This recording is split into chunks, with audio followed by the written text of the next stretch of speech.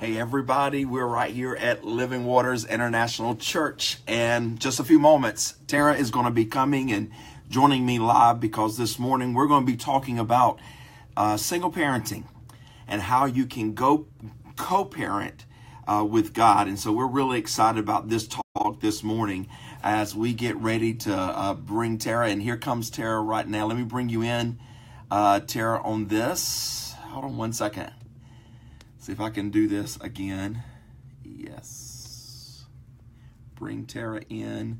She's coming in to join me as we talk about co-parenting with God. So, hey, Tara, there you are. Hey, and so I don't I'm have excited a about this. I've been looking forward to this all week. And so excited about Tara joining me today as we talk about this. Tara did an article on my blog at rolandn.life.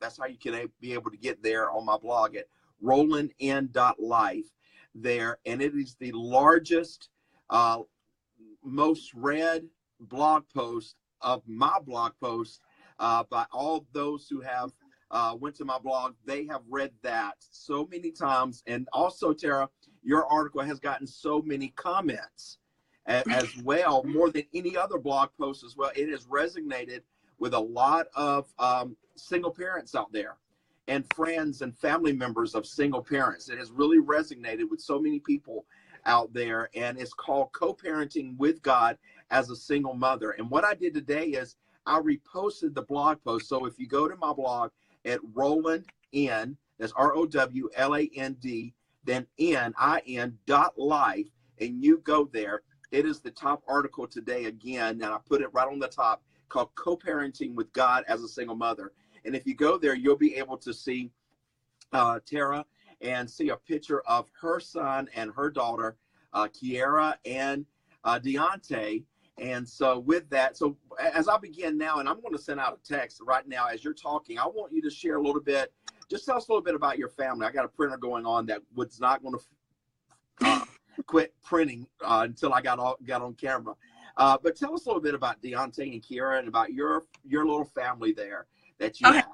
So I am a mother of two. I have a boy who is 10, Deontay. Yes. He's super athletic, every sport, baseball, basketball. He keeps me busy. Yes. I have Kiara. She's just turned 5, and she is just super smart. She's my little bookworm. She gets mad if she comes home with no homework.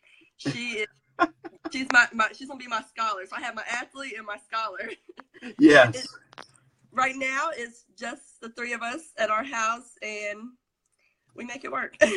Yes. You know, I had the privilege of being with you guys for Deontay's 10th birthday. Yes. He had a basketball game. He's very athletic, and Yes. he's huge in sports. And I got a chance to go to 2 basketball games this year, and I don't know what is more entertaining. The kids, you got 9 and 10-year-olds playing basketball, Or me. or the mom that is out there cheering and fussing at the refs and things like that. And then Tara said, you think this is bad, you need to watch me whenever I'm playing baseball. And why being a parent said, I'm banging on the fence. And then there are like these signs that are all over the place about, listen, referees are just, you know, normal or everyday people, things like that. And Tara's like, they put those signs out there for me because she would fuss at the referees.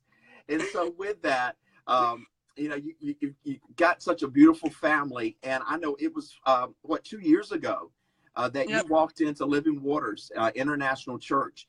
And January 31st, I believe. Wow, January. That's right, because it's on We the had same the same day. anniversary. That's right. It's the same anniversary I came to Living Waters International, same date, you know. And so with that, so that's great. And so you came to Living Waters. Tell us about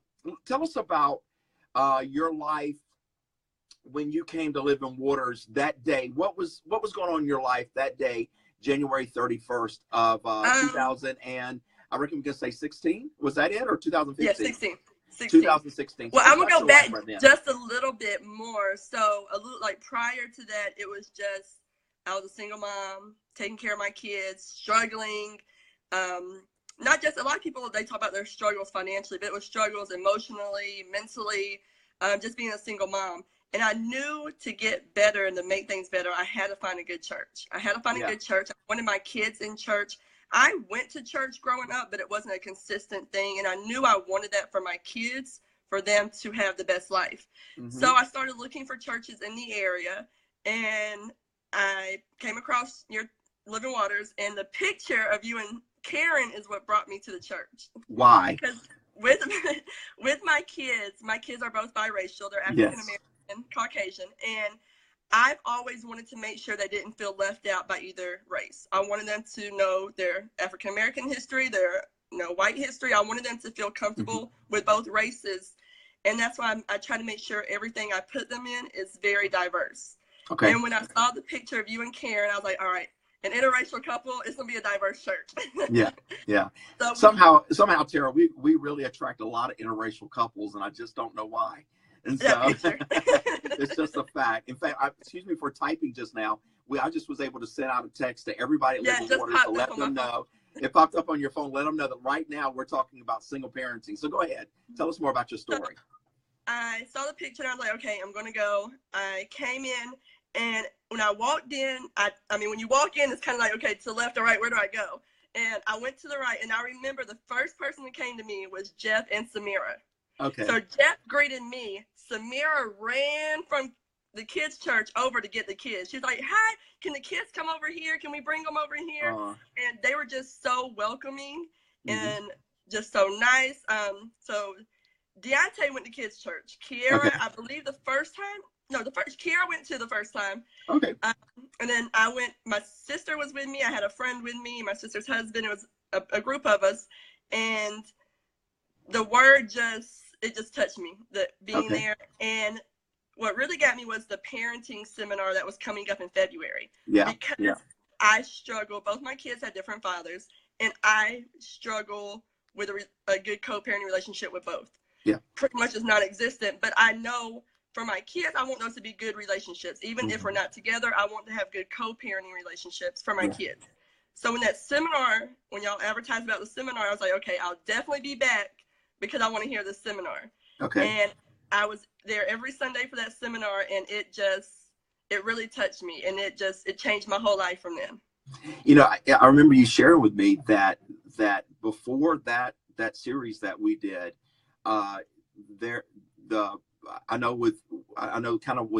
without going into much detail, there was really no relationship with one parent, but the other one was very hostile and very combative and things like that. And what happened from that moment with that other parent that was combative and things like that? So actually, it kind of changed my relationship with both. So okay, good. The absent parent who chooses to be absent, who I know I've done everything I can to make it a good relationship, even just co-parenting, but it brought me peace. It brought me peace with that, okay, it's not my fault. They're an absent parent. It brought me peace that, it's their choice. It just hurts with my child. But it brought me peace that I didn't do anything wrong. I tried my best. And then with the other parent, our relationship was very hostile at the time.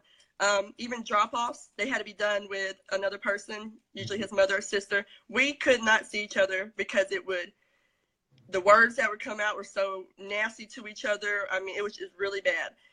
And after that, just out of nowhere, one day the drop-off, it was like, hey, I'll drop the kids off, meet me at Walmart.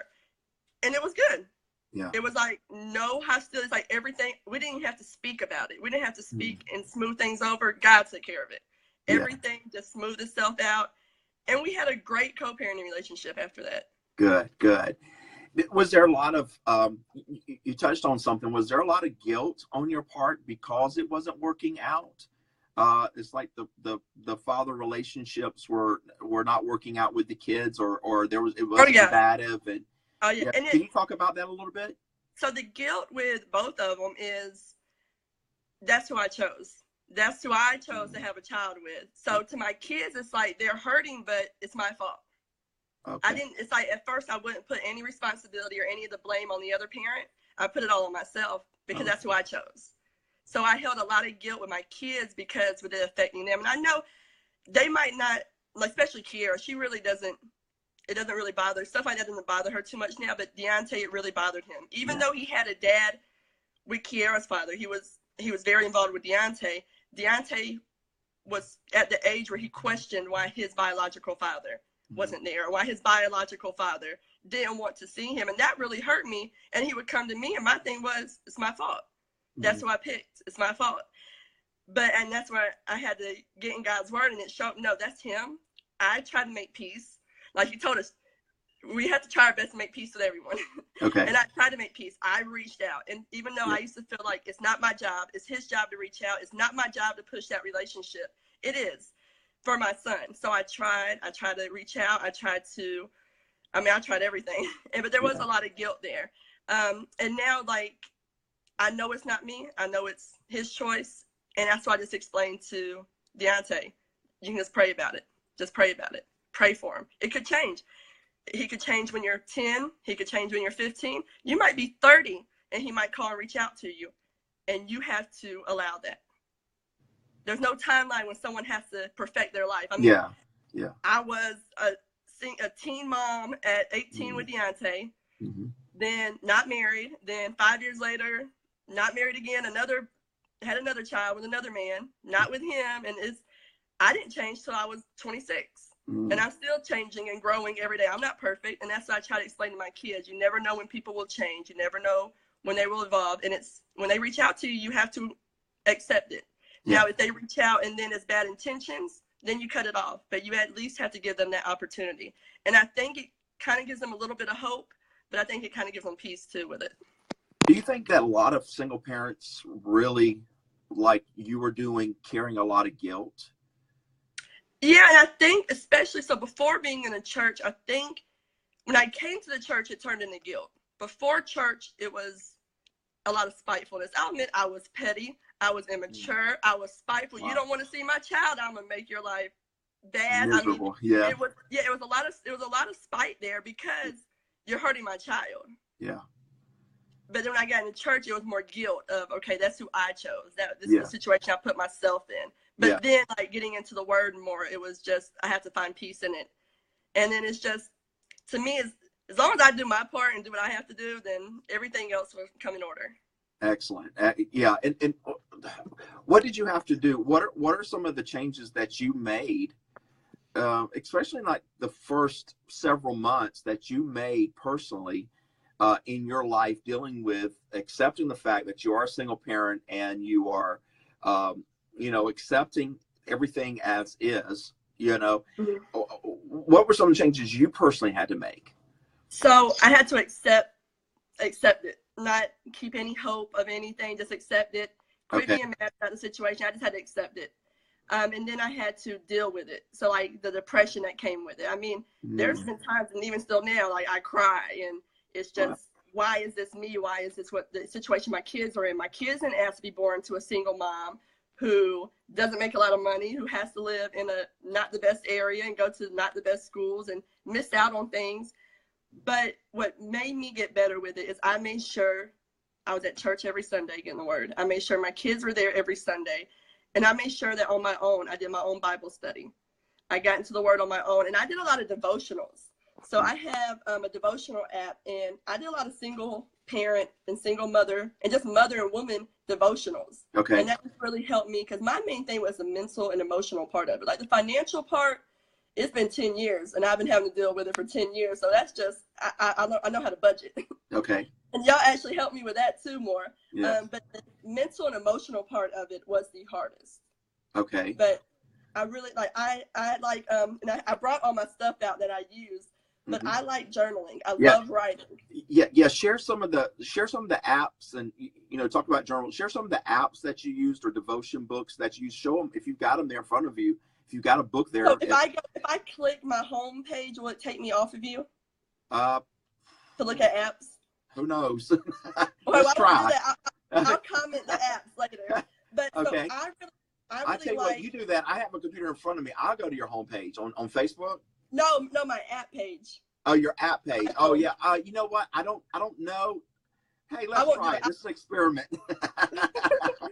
If not, just log on back on, because I can share what's going on in March for everybody at Living Waters if it does. So let's just see and do that. So right now, Tara, you're frozen up on the screen. We'll see where we go from here and be able to do that. Let me just make a quick announcement while Tara's doing that. just on March 17th, that's St. Patrick's Day. Make sure that you are have your kids. And Tara, you too. You froze right there on the screen, but let me just say this. Make sure you have your kids on March 17th at the church. That's Friday night. They're having what we call a kids' night out. What we really know is a parents' night out. Right. All right. And they want all the kids just to come out in green. I think they're having some green food that night. So it's going to be a fun night for the kids. But it is going to be a kids' night out. But really, we know parents is really for us. Go ahead, Tara. What are some of your apps? Some of the things that's devotion books. Go ahead. So as far as like the apps, I have the everybody has the Holy Bible app, and there's even devotions on there. But then there were some other apps I just checked. I guess I didn't transfer them to my new phone, the ones I used to use. But I'll find them and I'll post them. But I really like the little books of promises. I have a couple of those that I kind of keep with me. I usually keep one in my purse or in my car just to read. So I have one, the little books of promises, just a basic little book of promises. Right. And this one's my favorite though. It's Bible promises of comfort and encouragement. Okay. And so sometimes I'm just feeling down, like I just go in here and there's the contents. I mean, it's ability, acceptance, adoption, affection, assurance, authenticity, blessings, boldness. It's just whatever I'm feeling at that moment, I can go and just get some of the promises from God. Gotcha. And that just really helps. And then with reading, so I'm the type, I like to read, but not always the best at finishing the book. Sure, I usually start a book, then start another, then start another. But the books that I really like, Good Morning, Holy Spirit. This one actually I had to go out to my car and get because I read this at practice. Gotcha, because that's our small group curriculum coming up again. We're doing that book again campus-wide in March and April and going in 1st of May in all of our small groups. We're all doing the same book, Good Morning, Holy Spirit. So I'm glad you brought that out because I'm glad because it'll hold me accountable because I kind of stopped at chapter 5. Hey, that's fine. That's Tara. A lot of people. Well, first of all, let me just share this as a little point right here. It doesn't have a lot to do with single parenting, but I think that what you do is normal because I do the same thing too. Is that I have a lot of books. I mean, I have like I know about 2,500 books just on my Kindle alone, and so. Probably I haven't read them. I only read probably 2% of them. As far as looking through them, I put a lot of them for future references and things like that.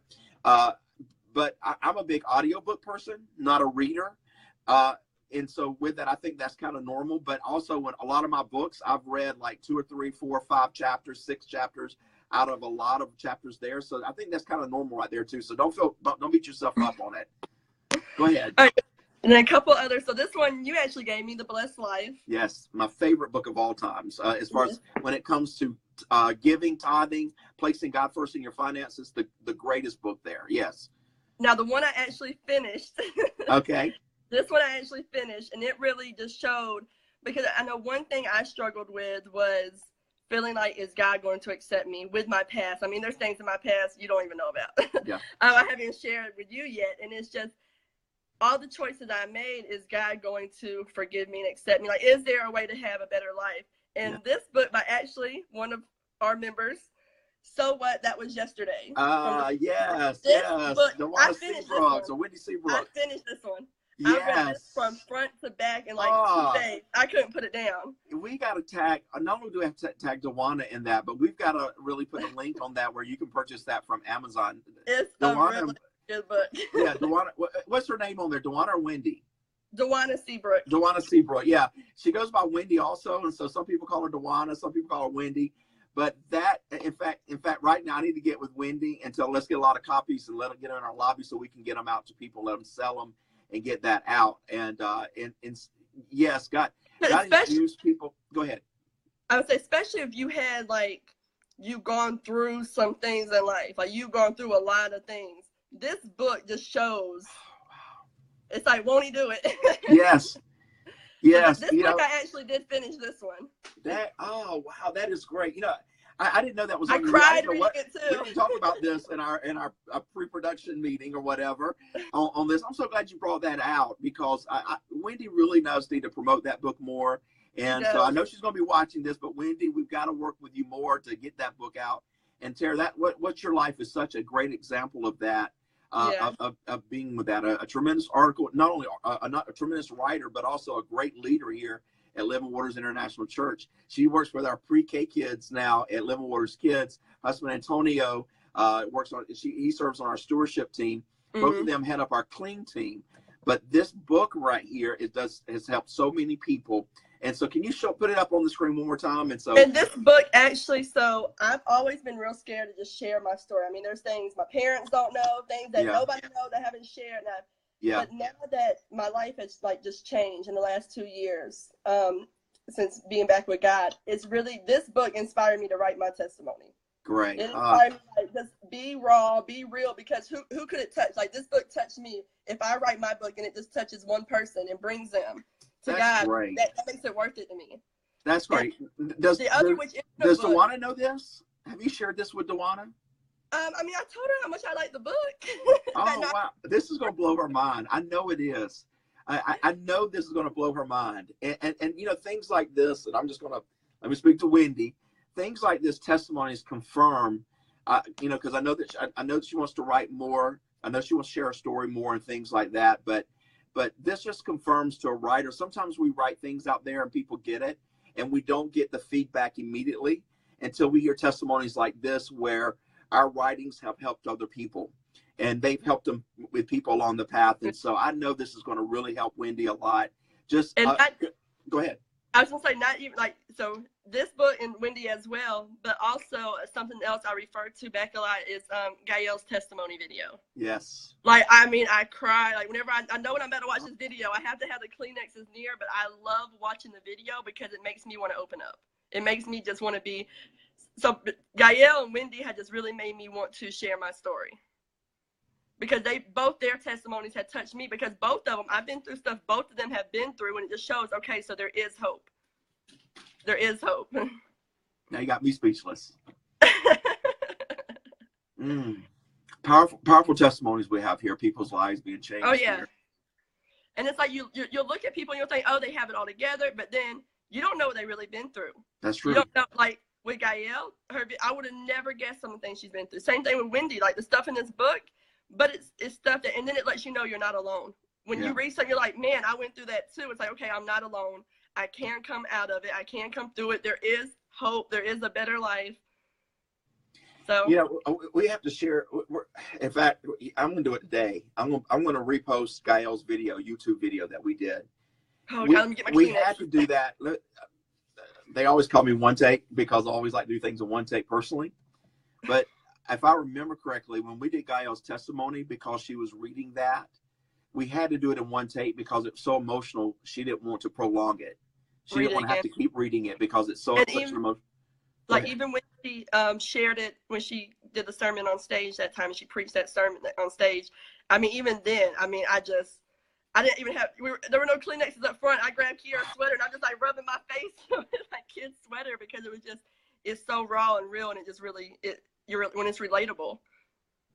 I'm going to get both of them. We got to do both with both of them, something just like this. So Wendy and Gaelle, get ready. We got to do this in the next couple of weeks, get you on here so we can share their stories, because you're right. People come to Living Waters, and even at Living Waters, even though we're casual, we do dress up much nicer on Sundays than we do throughout the week, maybe even going to work. We dress up, I said, but you don't have to. So come in your pajamas, whatever. Well, and that's true. That's true. But even if you come in your pajamas, you look like everything's okay. Yep. And like everything's fine and everything's cool, and nothing that you've never been through anything. And so, and this is where I'm so glad that we got this avenue of social media, because this is where people can hear the stories of people they see every week, and truly, and I say your testimony, that truly have a smile on their face, truly have joy in their life. But it was not always like that. I know the stories. And like you said, I don't know all of them, because you shared everything with me. I've been really private with mine. Like I said, it was that book, Gaelle's, her testimony, and then seeing my life actually change and the changes in my life. I'm like, okay, I have to share it eventually. We're not going to do that today. Yeah. But you will, you and I have been talking about that lately, about getting your story out and what we could do to help you do that. And I just gathered from our conversations about you talking about it, it's pretty raw and real. Oh yeah. And I mean, that's been my battle, is how raw do I want to be? Do I want to censor some things? I want to take some things out. And I've been praying on it. And God's telling me put it all out there. Okay. If I censor anything, it's not my story.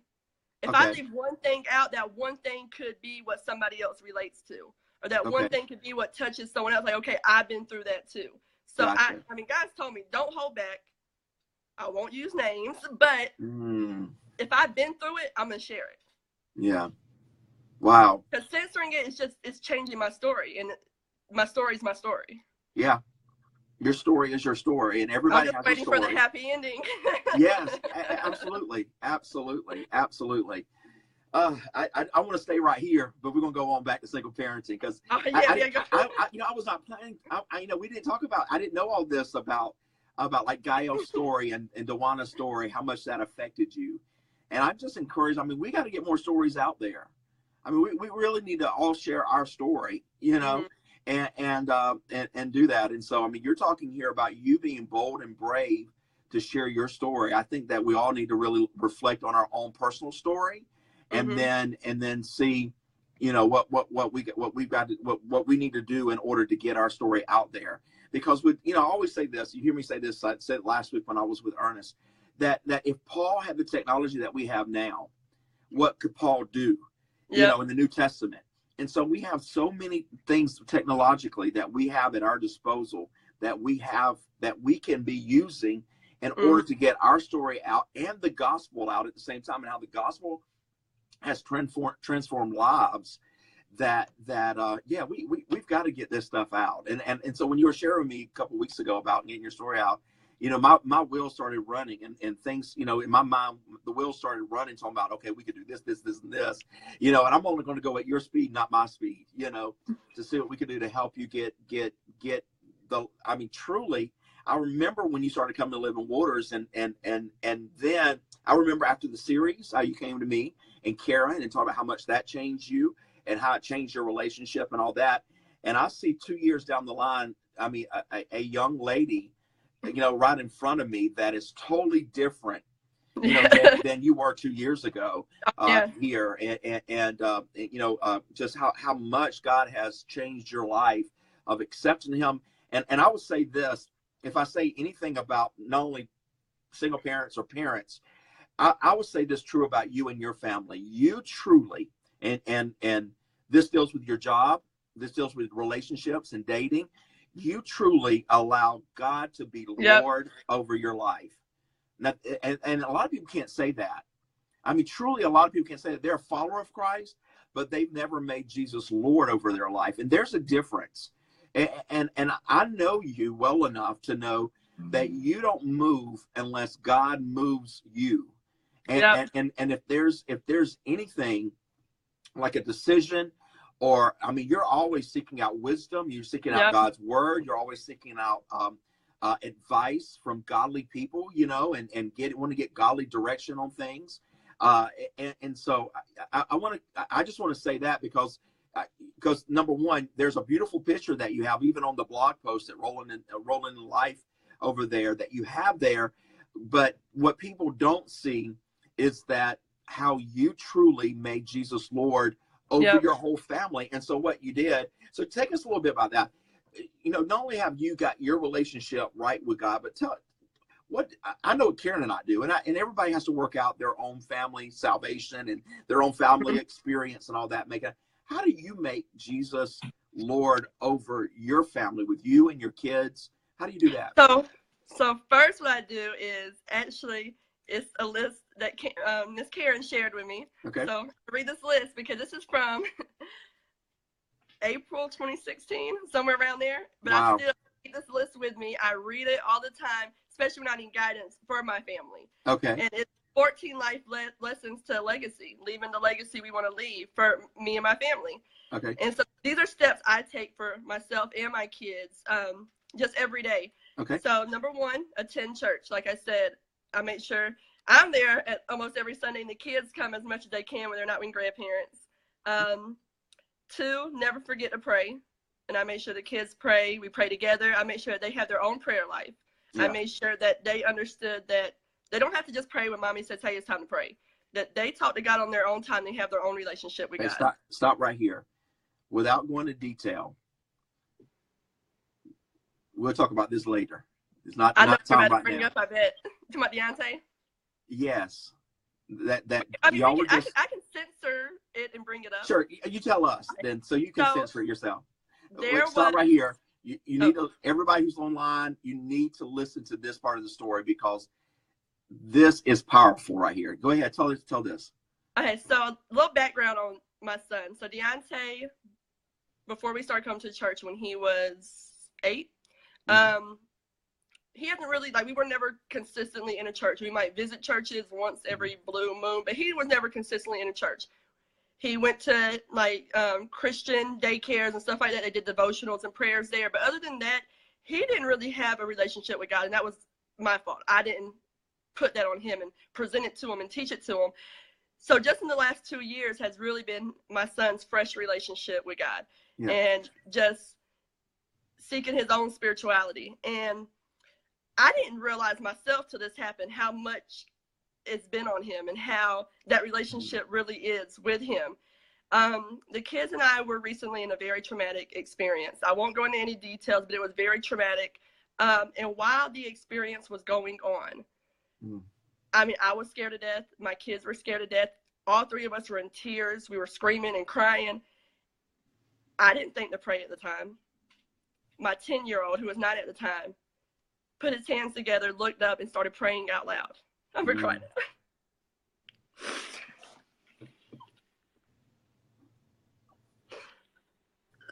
Hold on. No, go ahead, take your time. If anybody in our offices are watching this video, can you bring me the picture of Deontay down in the hallway that we have with me and Karen, and bring that to my office because I want to show pictures of Deontay. And it's not even tears for what we went through, because what we went through, none of us should have ever had to go through. But it's tears of just proudness and joy for my son, because, I mean, I was the adult in the situation, and my mind didn't even turn to pray. My mind just turned to what can I say and do to save me and my kids and get us out of this situation. My 9-year-old, he's the one who let me pray. And he just put his hands together, looked up, and was like, God, please make this stop. God, please protect us. God, please make it stop. And with the situation going on, another party told him to stop. That's not going to do anything. And he continued to pray. And I tell him to this day, I say to this day, he's what saved us that day and what protected us. My son, my 9-year-old. So I was like, it's like, okay, I didn't think to have that. I didn't think to pray. My 9-year-old thought to pray, and he prayed us. And I tell him all the time, you saved your sister and me. You saved us. Literally saved, through the power of prayer, saved your lives. Saved your lives. Yeah. Because as a child, I mean, as an adult, what was happening, you didn't know if you were going to be alive by the end of it. And so as a child, I can even begin to think what was going on in their heads. And as a 9-year-old, his reaction immediately was to pray. Even after being told not, he prayed. He continued to pray. And he put his hands together and looked up to God. He put his hands together and looked up with his eyes wide open. It was just like, God, please make this stop. God, please protect us. My 9-year-old, I tell him all the time, you saved us. Yes. He did. Because I mean, if he didn't do that, I mean, I didn't think to pray. I didn't turn to God at that time. Now, of course, afterwards, I turned straight to God. But dude, I didn't turn to God. What if he had it up? What if he didn't pray? What could the outcome could have been? Yeah, exactly. And so, one day we're going to go public with this whole story because they don't know. I mean, unless you know the whole story, how dramatic and life-threatening this was. And this was recent. Just in January. This was recent. After almost 2 years of being in church. I mean, that's the impression that the church had. That's the impression that's been left on my son. That's what he's learning. Okay. And a lot of that has to, you know, and I would say this, a lot of that has to do with Living Waters. I mean, not a lot. I mean, Living Waters has influence in Deontay's life and Kiara's life. But, you know, we say all the time, it's not our job at Living Waters and our pastors and even myself to feed everybody needs, first of all, need to feed yourself too.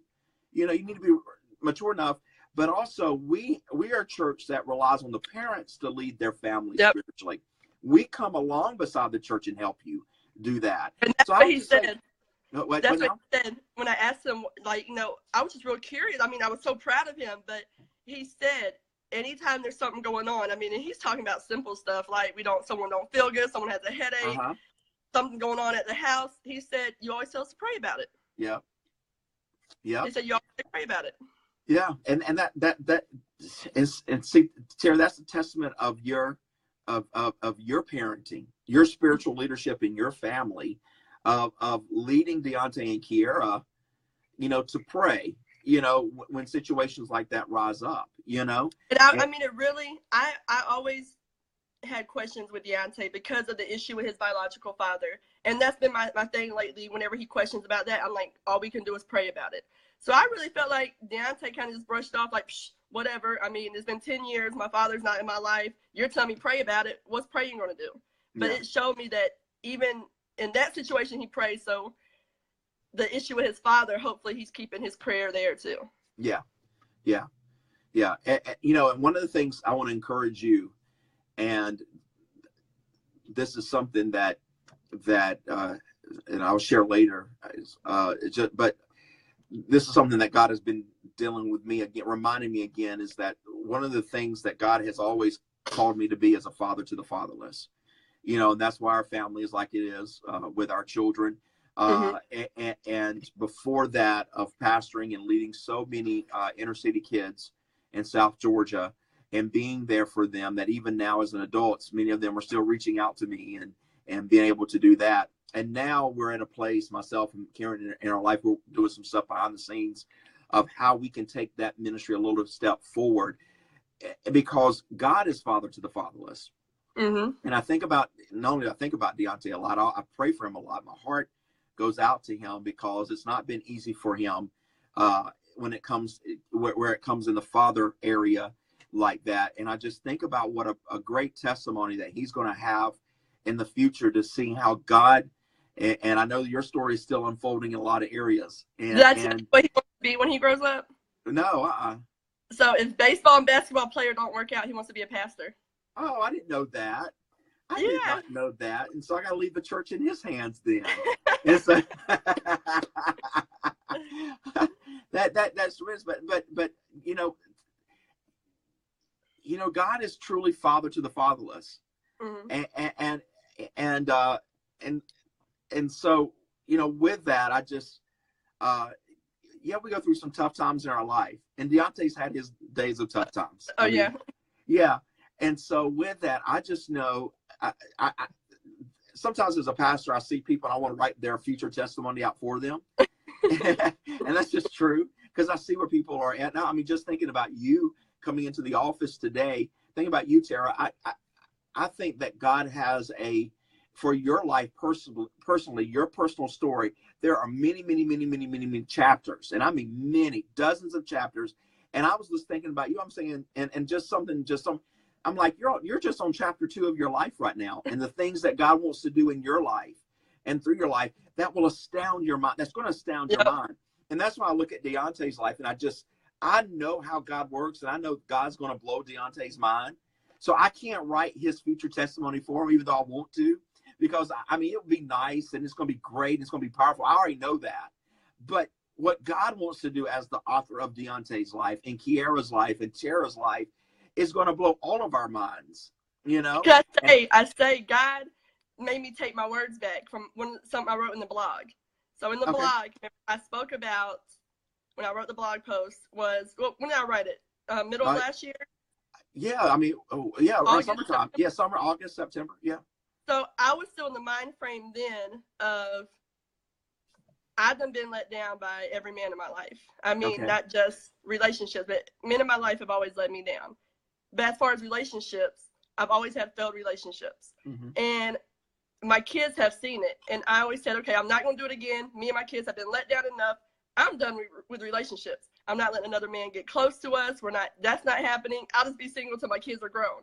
Yeah. And 6 months later, God's like, nope. I'm going to show you. You're wrong.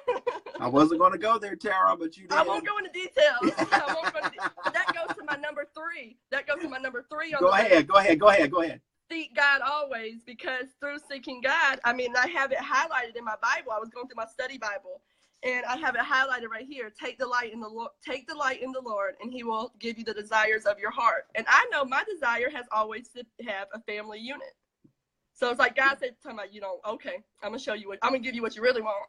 Yeah, exactly. And He does know the desires of our hearts. Mm-hmm. I mean, that's the thing that we have to really be honest about. I mean, we have to really be honest to God.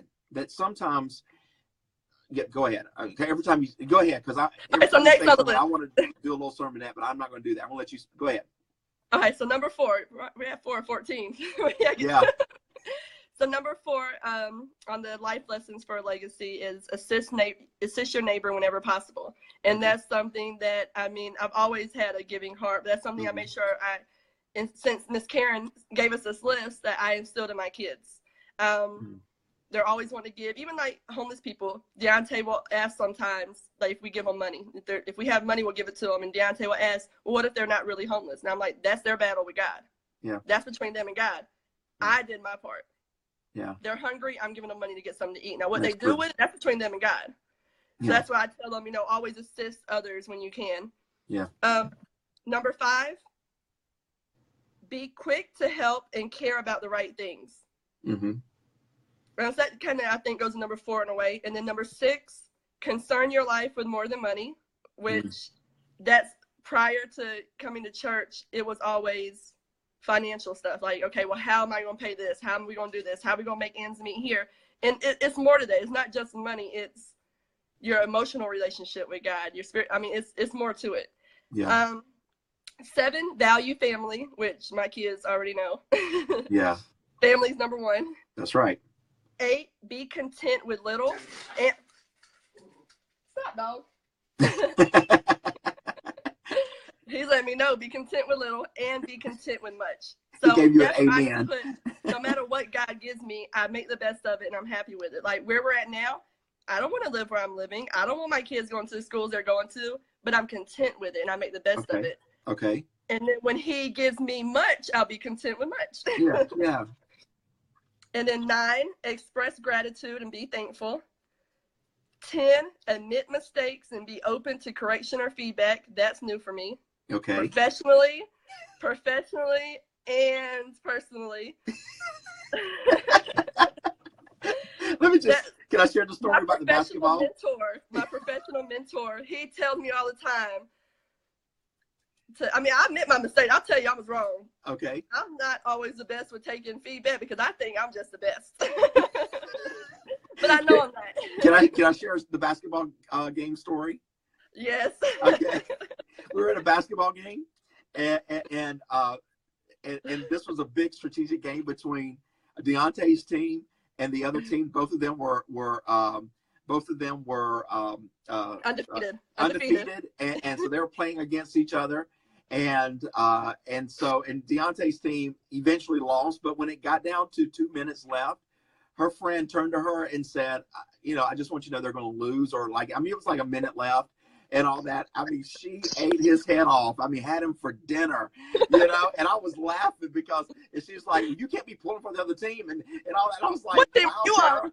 What'd That's what I said. What team are you? I said, what team are you on? What team are you on? What team are you on? I was like, wow, and so it was just hilarious. But he was just giving you some feedback, and just preparing you as a mother that this was going to happen. And boy, you just ate them alive, and we still laugh about that today. So because even if it happens, here's my thing: even if they lose, the refs cheated. We're still winning. In Tara's I won't playbook, admit right? we lost. That's right. That's true. So go ahead. Keep up with the list. Number 11, when you disagree humbly. Now, this is where I talk about the parenting seminar, because before then, I could know I was wrong. But we're not going to agree to disagree. I'm right, you're wrong. That's how it was. But I had to learn, when you disagree humbly, leave it. It's really nothing's worth arguing over. Okay. 12, forgive quickly. That has been my biggest. I know you've heard all how much I can't not like someone at a time. Yeah. But I had to learn to forgive people. And just a side note, as we're continuing on with Unoffendable this weekend, I'm talking about forgiveness. And so I'm going to be talking about that Sunday. And so bring some tissue. My thing with forgiveness was forgiving people that's hurt me and hurt my children. Yeah. So I know we talked about that, like with Deontay's biological father. I'm been over the relationship. Don't want it. Other than Deontay, which never happened. Yeah. No interest in it at all. Yeah. My anger and where I felt I couldn't forgive was the hurt it caused my child. Yeah. When my child comes to me, why doesn't my dad want to see me? Why doesn't my dad like me? What did I do? That's where I was like, I can never forgive this person. But I remember that day after one of our owners' meetings or something, you and Karen sat down with me and we talked about it. Yeah. And y'all said, just forgive, give it a shot. And that's what I've done. I forgave. It's his burden to bear. I just pray that, still to this day, I pray that maybe one day he'll call and want to talk to his son. Yeah. And when it happens, I'll hand Deontay the phone. Yeah. Yeah. So I've forgiven. Yeah. Learned to forgive. Yeah. Was it easy? No. Yeah. Let's be honest here. Forgiving is not easy. No. It is not easy at all. And I struggle with it with things that hurt me, like in my childhood, and things that hurt me growing up. So it still comes to light. Sometimes, actually, recently it came to light, and I spoke with my sister about it, and I still hold grudges. So, like I said, no one's perfect. That's why I keep this list from 2016, and I read it often because I forget, I stumble. Because forgiveness, I'm a good one to hold grudges. I'm quick to tell you what you did 15 years, 2 months, and 3 days ago to me. Yeah, I get it. All right. 13, this is a big one because as a single mom, this is a really big one because I know with me, I run around, I never do this. Schedule time to rest. Okay. So let me ask you this. How do you rest? I'm still working on this. Between waking up, my day starts at 6, wake up, kids to school, home. Now, thank God, I work from home now. God blessed me with that. He knew I needed that. I work from home, but I have a very intense job. Just for this, I had to let them know I'm scheduling, a little bit of time off in the morning for this because my job is very demanding. So I'm working all day. Deontay comes home from school, it's homework, studying, go get Kiera. Then we're running the basketball practice, basketball games, baseball games, the dog to the vet, the dog to the groomers, getting grocery shopping, have to fit that in there, car maintenance. I haven't squeezed in my oil change that I needed for the last 2 weeks. Yeah. Household chores. I won't even turn the camera that way because my laundry's piled up because I haven't had time to do laundry. But I'm supposed to find time to rest. Yeah. Let me ask you a question. I'm supposed to find time to rest. Yeah, let me ask you a question. What is rest for you? Because rest is different for everybody else. What is rest for me? Well, it used to be something I avoided because when I had that alone time, depression would kick in. Like why my situation's the way it is. And I was like, I don't want to rest because my mind's gonna start going to other things and I'm gonna get real upset. I'm gonna be real emotional. Now rest to me is getting in the Word. So I like to write. Like even with work, people they take screenshots or I like to literally get a pen and paper and write it down because it's writing stuff in my head. Okay. So I have all my notes. This is my book from 2016 where every Sunday I was writing notes from all the sermons y'all did. So I like to write. And so what I'm intentionally going to do is make sure I make time for Bible journaling. And it just came in the mail this week. I ordered a journaling Bible. Okay, excellent. And I am going to make sure I take at least an hour, 30 minutes to an hour every night to rest. And my resting will be when the kids are in bed, getting in the Word. And to me, that's right because it brings me peace of mind. Okay. It brings me peace. Did you get that from Amazon, I'm assuming, or the bookstore? Okay. Amazon. Good. Yep. Excellent. So I'm really excited about that. And I'm even going to set a reminder in my phone, alarm to go off around 9:30, 10 when I know the kids are in bed. I can stay up instead of watching the TV shows that probably aren't good for my brain right before I go to bed. Okay. I'll be in the Word. And then maybe I'll sleep. I'm hoping I'll sleep better too. You could. Let me ask you a question. Just before we go to 14. Well, let's do 14. Then I got a question about rest. What's number 14 on the list? The last one. 14 is my favorite, and I've been doing it a lot. Laugh often. Laugh often. Making sure even if there's nothing to be happy about, to smile. It puts you in a better mood to me. Okay. So, excellent. Laugh often. You know, before we go to Laughed Often, talk about that. You know, one of the question is I was going to ask you. Like, we talked about rest for you. How do you and your family together? How do y'all rest? What do y'all do to spend time together? Do y'all have weekly things or So the monthly? kids love. I'm horrible with schedules, so we don't have anything scheduled like weekly. Okay. But the kids, I mean, they make sure it gets done a lot. They love movie night. They're Okay. not allowed to eat out of the kitchen. They try to sneak it sometimes. Okay.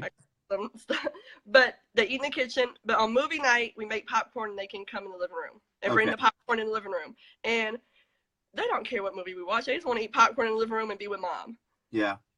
So that's one thing we do a lot. That's true. And how much do you think that costs you whenever you have movie night? So for all the single parents on a budget like me, okay, you can get an 8-pack of popcorn, Kroger brand, $1.49 went on sale, and it tastes better than the one at the movie theater. Okay. See? And so I'm assuming you're doing off Netflix or DVD? Yeah, because I cut out cable. Okay. Doing my budget, I cut out cable, but we have Netflix and Sling TV, but we do our movies off Netflix. Okay. Let me ask you a question. Besides just talking about rest, besides getting into your word at night, what do you do besides the, like away from home that you do to get out of the home, to get out of that space? What do you do away from the kids? Away from the kids, just to take care of Tara outside of the spiritual aspect of it. That's something I really wasn't doing because I used to feel guilty if I would leave my kids. If I asked my parents or anybody to keep them for a weekend or night, it used to make me feel guilty. Now, unless my kids ask, like, hey, can I go to grandma's because she has like 1 million kids on her street. And if they would ask to go to grandma's to play, I didn't want to get rid of them. Not get rid of them. I didn't want to ask anyone to keep them because I felt like it was me just putting them off or getting rid of them. And even though I knew I was stressed out, it was like, well, I'm stressed out because it's just me. I'm a single parent. I'm doing it by myself. So I'm going to be more stressed. But they're my responsibility. They're my kids. I don't want to ask, hey, can you keep the kids so I can just relax? Yeah. But what I started doing recently, like I said, God showed me, put my words back in my mouth. I've been dating. Okay. So I'm taking care of you. Huh? Taking care of you. Right. Yeah. I asked my mom, hey, can you come keep the kids? Like last night, Mom, can you come stay at my house? I went to a Hawks game. I ain't never been to a Hawks game before. Really? Okay, good. But I got out, away from the kids, adult time, adult conversation. Great. Because, I mean, it was even to the point, going to the nail shop, Deontay and Kira right behind me. Yeah. Going to get my hair done, Deontay and Kira right behind me. Yeah. And I had to learn to take time for myself. And I do. I mean, I feel better when I do stuff like that. Exactly. They don't. Kira don't like it. Kira is not used to it. She is like, I want my mommy. Yes, because she's a mama's girl. Yeah, she's a mama's girl, and she doesn't, even at church, she wants to stay right with mommy. She doesn't really go to Living Waters Kids. She's right there with mommy. So I get that. Let me ask you a question about this regarding guilt.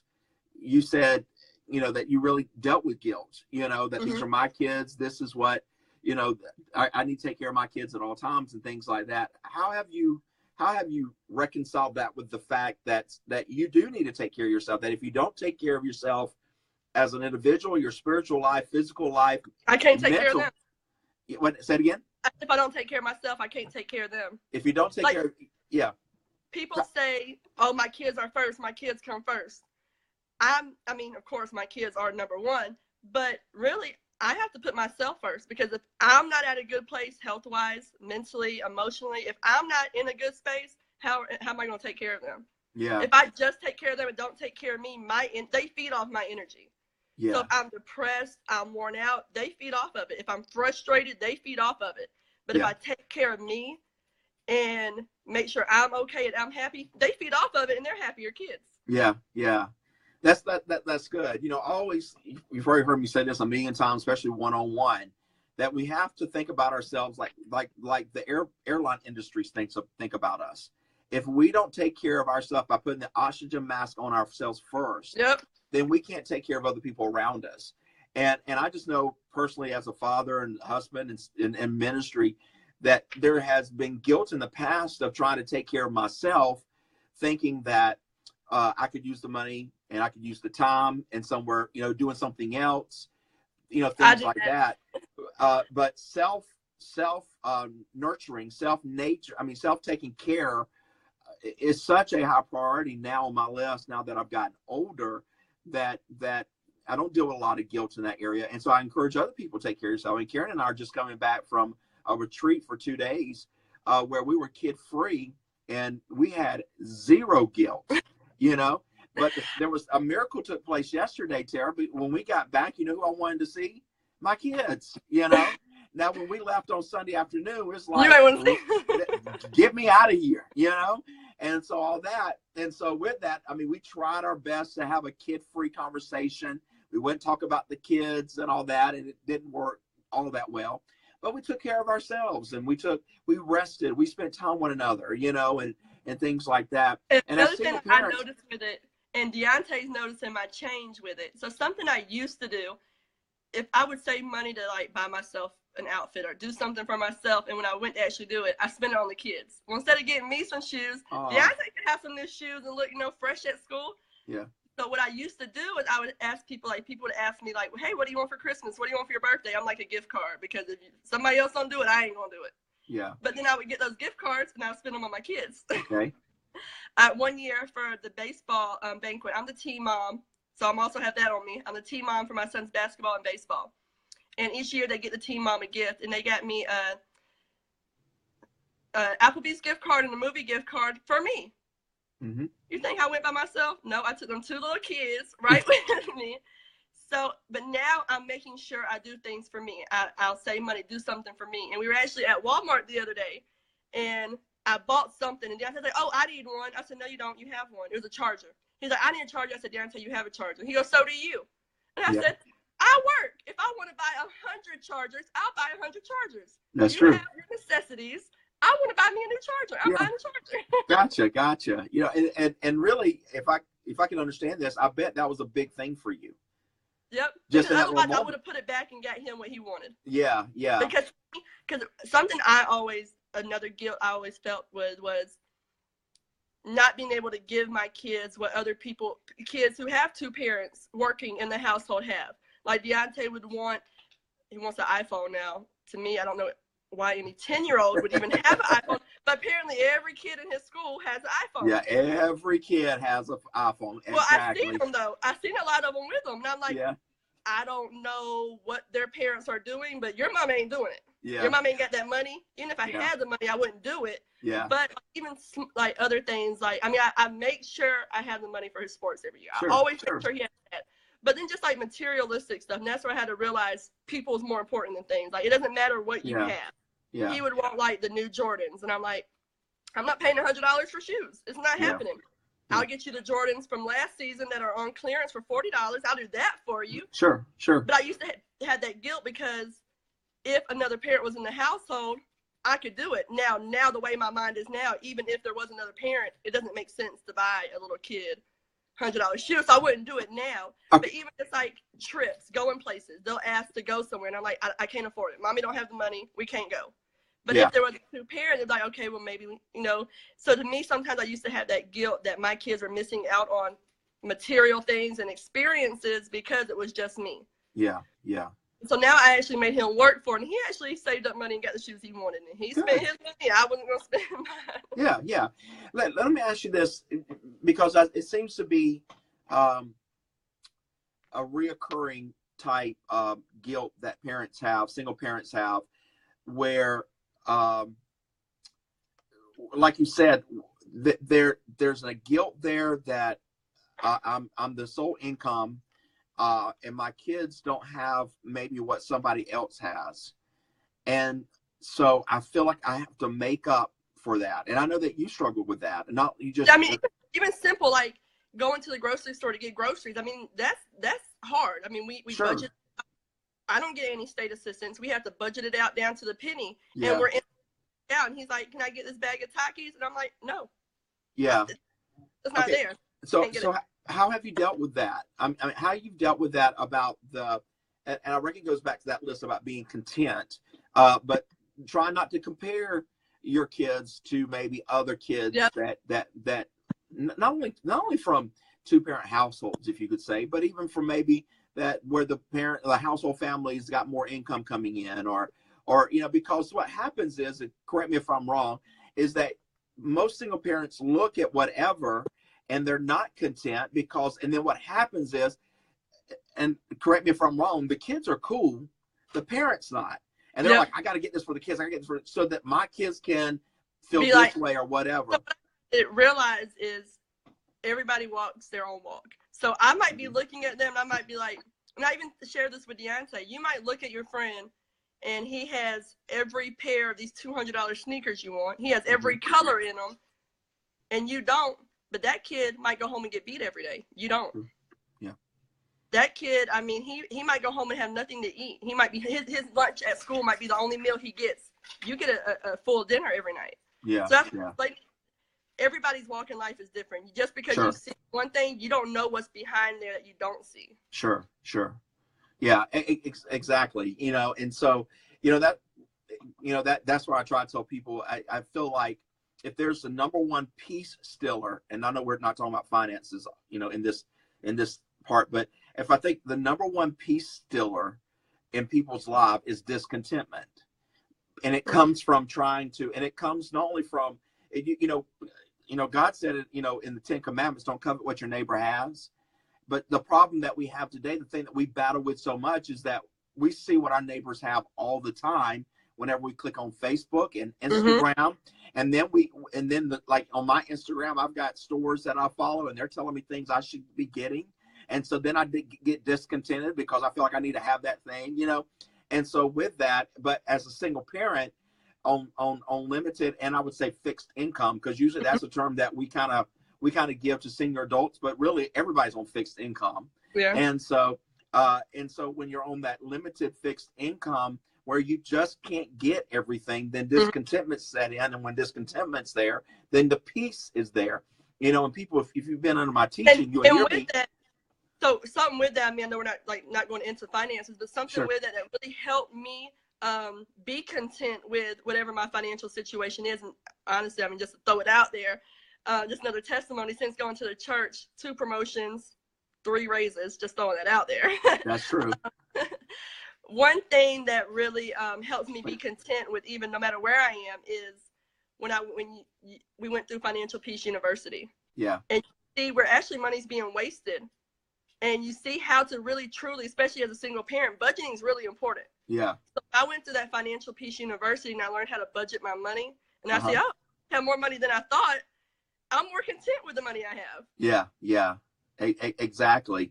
Yeah, exactly. And Dawanna, we talked about Dawanna earlier. Dawanna and Antonio lead Financial Peace University. Yep. And them two, along with you, I've got to get with you all 3 because we talked about before, and we need to really get Financial Peace University back at Living Waters. And hopefully, we talked about March, hopefully by April, we can start pushing that thing out. And I got to get with them, get with you, so that you guys can be co-laborers in that facilitators in that. I refer back to things like from there. And even with the kids, like Deontay will ask for something. I'll say, well, we can get that now, or we can keep the money and, you know, separate for whatever the subject, entertainment, food, whatever, and save it and add to it and do something even more exciting later. Yeah. Speaking of talking about more exciting, you guys are going somewhere really exciting in March. I was really proud of this trip. Yeah, share about that right now, because so every year I make it a point to save money, and every year go on a family trip. It's me, my kids, and my mom goes with me. She comes with me. She really helps me. My mom is my bigged support system. Yeah, she's great. She's always there at the games, and I called, like last night, she had to go to work this morning. I called her, asked her, hey, Wednesday, when you get off work, can you get the kids? Can you take Deontay to the game? Can you bring them home? Okay. Can you keep them? I wouldn't be home till late. And she did it. She if I go out of town for work, she's here with the kids. That's my support system. Yeah. And so she goes with us on our trips, but every year I make sure to save for a family trip. Yeah. I make sure they have those, because that's what I remember as a kid. Yeah. Growing up, my mom was a single mom, and we didn't have a lot of stuff. I mean, shoes, clothes were just hand-me-downs. Yeah. But I remember every year we went to the beach. Almost every year we went to the beach, and those memories are what, were my happy times as a kid. Yeah. So every year we go to Panama City, and Deontay actually, before we were talking one day, and he was like, can we go somewhere instead of Panama City? We always go to Panama City. And I was like, I mean, You want to go to a different beach? You want to fly to California? You've never been on a plane. Maybe we can get some good tickets and fly to California. You can go to a beach there. Or do you want to go to New York? Like, what do you want to do? And he said, if I could go anywhere, I would want to go on a cruise to the Bahamas. And he finished it with, he said, I would want to go on a cruise to the Bahamas. And then he dropped his little head. And he said, but I know we can't afford that. Yeah. And when he did that, I was like, I'm going to look. I'm going to see. And I looked up prices. And as long as you go in March, it's really, really affordable. I'm actually going to save money instead of going to the beach and having to pay for the rental car, the hotel, the food, the excursions, everything we do on the beach. I'm actually going to spend like less. All of us going on a cruise where food's included, everything's included. Yes. So for his birthday, I put together a little scavenger hunt, and it was like little clues telling him where to find the next clue. And it ended with a map from Georgia to the Bahamas. And he didn't show it on camera, but once I put the camera down, then he got really excited. Yeah. He was like, how are we going to do that? But because I budget my money and I make sure, I mean, I'll sit here and say, I'm broke. Like somebody would ask to do something. I'm like, I'm broke. I can't do it.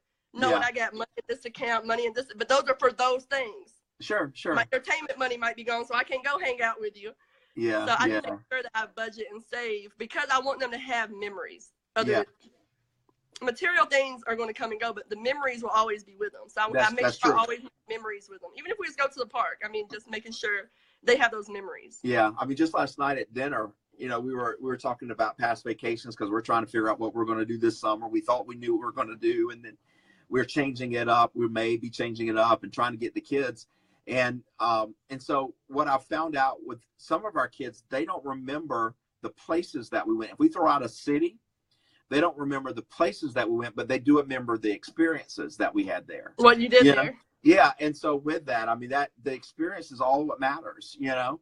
And so I know you guys are going to have a great trip. Great trip. One more thing I want to talk about, and this is the final thing we're talking about, is what suggestions would you have for single parents to battle depression? Because you said you battle depression. Yep. So what are some tools that you would recommend for single parents, moms and single parents, single moms, single dads that are battling depression, you know, on a regular basis because of things? So mine really started after I had Kiera. I ended up being diagnosed with postpartum depression. People don't know. They're going to find out now. I was diagnosed with postpartum depression. And they put me on medication and stuff. But I'm a type, I don't like medication. I want to deal with things my own way. And so I really just tried to cover it up and just keep myself busy. And I realized that's just making it worse. Because like I said, when I would get rest, I would just break down. Yeah. So something that I do now, that I make sure I talk to people about it. But not just anybody. I don't want to go to somebody who's not in the Word and talk. I like to talk to people. That's why I come to you and Karen and people that I know are in the Word and going to give me spiritual advice, not just in the streets advice. Yeah. But in the streets. I make sure that I get my therapy, what I call it, from people who's going to give me the Word on it and really help me that way. But then also, pretty much just referring back to that list, attending church, going to church, staying in the Word, and learning to be content. Because when you're not content, that's when the depression comes. And then just accepting things for the way they are. My thing, and my favorite verse since this actually became my verse in a college project. We had to do a project on a nonprofit. I meant to ask you that earlier. My first question I have written here was, what is your go-to word? And go ahead, share that. So in college, we had to do project on I went to business school, and we had to do a project on a nonprofit, and mine was called the Prosper House, and it was for single mothers who can't afford, I mean, rent's expensive, so my project for the nonprofit was to have like quadplexes and duplexes and apartment complexes for single parents to live in while they get on their feet. And it was called the Prosper House, and it came from Jeremiah 29:11. Okay. So I have it right here. Well, I know it. For I know the plans I have for you, declares the Lord. Plans to prosper you and not to harm you, plans to give you hope in the future. And that was my scripture for that project that I based it on. And I didn't realize at the time how that scripture would follow me and guide me in life, because still that's my go-to scripture. I mean, That's my favorite scripture ever. That scripture is really, because everything I go through, if it starts getting me down or making me depressed, I remember he knows the things he has for me. It's not to harm me. It's not to hurt me. He doesn't want me in depression. That's not what this is happening for. It's happening for a greater good. Yeah. I'll see it in the end. When I process, everything I look back on was for a reason. Yeah. That's it. That's great. Especially like, you know, and even when I face depression, and usually my depression is about what's going to happen next week. You know, I'm looking at today and I'm worried and concerned about tomorrow or next week or next year. I have to remember verses like that says that he holds my future in his hand. He's going to give me a future. You know, he's going to give me his future for my life, you know, and if we can hang on to that and do that, it gets us through those tough spots of single parenting and the tough spots of parenting. If you're, you know, whatever parenting you're doing, tough spot in finances, tough spot in social and relationships and things like that. They's able to do that, you know. One last question. I know that previous was the last question. One last question. For a young woman today, with a single mom, not a single mom, single, married, for a young woman today, what would you have to say to someone that is in their late 20s that is just going through life, and maybe they were like Tara was, like you were in 2014 or 15 or 13? What would you say to that young lady today, no matter what they're going through right now? You know, like, no matter what their background is right now, you know, single parent, not parent, single, whatever. What would you say? Get in a good group, like that, and I see like how you promote small groups. Like getting in church is one thing, but getting a good circle. Before coming there, I have people I've known for a long time, but I didn't have a close circle because the people I was close to, they were doing things that's not where I wanted my life to go. And I know continued being around certain people I would follow. So make sure you get a good circle. And one thing that really, like our women's group we just started, was it last Friday? Yeah. Just hearing the word from other people and other people's experiences and having someone to do life with and go through life with, I think will really help. But then just watching like the situations you put yourself in, things you listen to. I mean, something recently that in the last few months I really focused on changing is the music. Okay. Like, I love my gospel music. I love my rap music too. Yeah. Yeah. So I go from listening to things, cussing, all this stuff, go to my country, then go to my gospel. But what I'm listening to, that's going in my head. Okay. And even with kids, it's going in their head. And someone pointed out to me recently, kids with like anger issues or something like that, if they're listening to certain music or watching certain TV shows and they're hearing like, you know, I want to do this, I want to kill this person, I want to do this, that's what's in their head. Yeah. So I make sure music's been totally changed. Okay. For the kids too. But just really watching like what you have around yourself, because it does rub off on you. Yeah, yeah, absolutely. That's great. That's great. But Tara, thank you so much for sitting down with me today. You're just a block away from our offices. But I said you could do this from the comfort of your own home and be able to sit down. Yeah, while you're working, you know. So if any of my coworkers are watching, my boss knows I took time off. You're working. I took time off. That's right. But you know, in this whole conversation, you've made an eternal difference. I know, and we have many single parents, both fathers and mothers, that attend Living Waters International Church. But I think a lot of it, even parents who are married. I mean, a lot of these things, and that's one thing. Going back on like comparing, I used to look like, oh, I wish I had that. I wish I had that marriage. I don't know what their marriage is really like. True. No time wasn't behind closed doors. So I think even just for everyone, those 14 life lessons that Miss Karen shared with me 2 years ago, I still use to this day. I think that can go for everybody. Yeah. I got to look that up. I'm trying to find that list, and I know you've got it there written down, or so I should have it somewhere on my computer. I think it was the Mother's Day. So it wasn't April, it was May. It was the Mother's Day she did. On 2016? May 8th, 2016. Okay. I'll look that up or get it from Karen, because I know she has it on her computer, and then we'll try to put it also on our Facebook page and get that out there so that people can have that list, because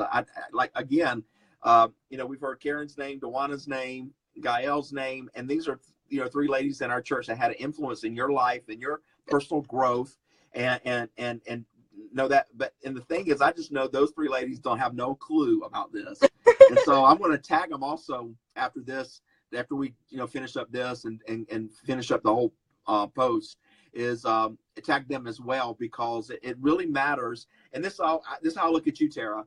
That's why I said I believe that God's in only chapter 2 of your life. Is that I just know I know that God is going to use you and your story to touch thousands of women and thousands of lives and thousands of single parents that are out there. I know it has done that just through my blog alone and your article. 500 words, I think. Your article. Oh, too.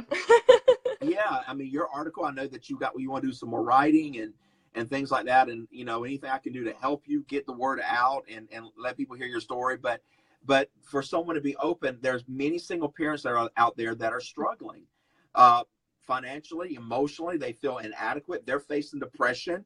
They're facing inadequacies and things like that. And so when they hear that you not only, and I think this is the thing that I think I want to, sometimes we talk about things as if things happened years ago that we don't affect them now. But even you say, no, I know when depression's coming on, I know how to battle it now. Yep. And it's not like depression left the house. It still comes knocking. It still comes knocking, saying, look, can I have a room? Yeah. And so the help other women and mothers and fathers, single mothers and fathers and parents, that when they deal with those areas, that they know they have an advocate to go, okay, you've been through that too, just like those other ladies helped you, and so. And can I share something else too? Yeah. Something that it's still, it goes today, and especially I know for a lot of young people, and probably everybody, they go through this. So something that before I came to church that kind of stopped me was, am I at a place where I'm ready to go to church? Okay. I saw this thing on Facebook once, and it says, you don't go to the hospital after the broken bone is healed. You go to the hospital to heal the broken bone. So you don't come to church when you're ready and when you're healed. You come to church to heal. Yeah. And it's every time. And it's you don't go to the Bible and read the Bible or go to God and pray to God. When you're already healed, you go to him for the healing. And that really helps me a lot now, because I'm not perfect. No one's perfect. I still stumble. I still make bad choices. But I know he's going to forgive me. Yeah. His grace, I mean, as long as I go back to him, he's not going to be like, oh, no, you messed up. I'm done. Bye. Yeah. And so I think for everyone, and I think that keeps people sometimes from going to him because they feel like they're not at the right place to go to God yet.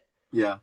That's the reason why I try to be as transparent as I can from stage, to let people know that I'm not perfect either. And some people think that we Christians, that somehow we as believers, yes, we have the power of God in our life.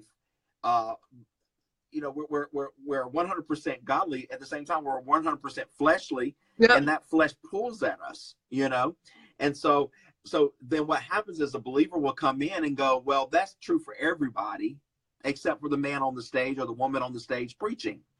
And so I got to let them know, no, I deal with temptation just like everyone else does. I have to have God's grace as I try to be transparent for people like yourself that come in to think that somehow I can escape all that, and I can't, and they'll see this video and they'll say, well, they're on video, they get to escape all that stuff. No, we battle with the same things that everybody else battles with. Even it's easy today, to God, though. I'll say that it again. Too. It's easier to battle it with God. It's easier to battle with God. And I would take it a step further. It's easier to battle with God and with people like you saying. Yep. I like what you said, when you get in circles, there's just something about it. I just came back from a retreat for spending 2 days with about 200 leaders. And I mean, coming out of that, I feel like Superman, because we've been having, like you talked about, going to the Hawks game and having adult conversation. I've been having adult conversations and being around other people that had godly influence in my life. And I'm talking to them and we're just spending time together. When you're around people like that, and I feel the same way whenever I leave small groups here at Living Waters, you just feel like you're invincible, because you feel like you got someone in your corner and you're not fighting alone. Yep. Yeah. And so with that, that's, we're touching on living, on small groups too, because somehow all this happens. We didn't talk about all this before we talked about before we came on what we were going to talk about, but it is true. It is true. Tara, thank you so much for your time today. Thank you. And again, visit my blog at Rowland in Life at Rowland, ROWLANDIN.life. That will get you to the blog. We reposted her post from months ago. It's at the very, very top of there, so you can read her article. Go ahead. Share it on the church's page, and I'll share it on my page too, because I see a lot of my friends from my friends list have been on the video. Okay. Yeah. I'll share it there so they can read it. Yeah, we'll do. Now, this is on the Facebook page at Living Waters. I share all. Yeah, we'll put the posts again on Living Waters page so people can read that article as well. Absolutely. And thank you so much, Tara. Tara, let me say before I get off, it's just the beginning. It's just the beginning. Are you ready? Yes. Get ready. You're going to do great, great, great things in the future. God bless you, Tara. Thank you so much. Bye.